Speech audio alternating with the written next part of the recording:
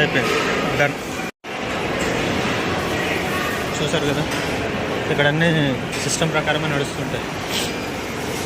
So once తినడం అయిపోతే cleaning చేసే వాళ్ళు క్లీన్ చేస్తారు, అలాగే సేవకు వచ్చిన వాళ్ళందరూ ఆ విధంగా అన్నీ క్లీన్ చేస్తారు.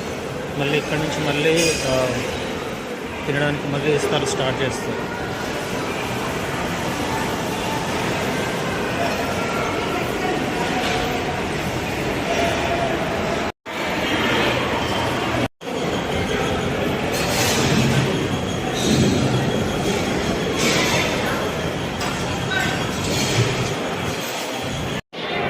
వెనకాల చూసారు కదా, ఇంకా పెద్ద హాల్ ఉంది కదా.